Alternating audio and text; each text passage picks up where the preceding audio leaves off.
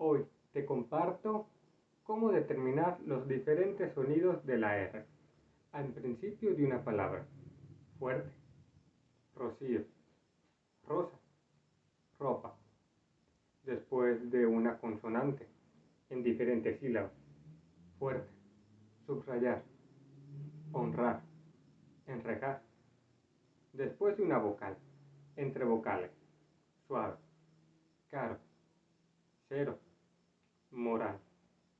La doble R cuando está entre vocales, fuerte, carro, cerro, morral.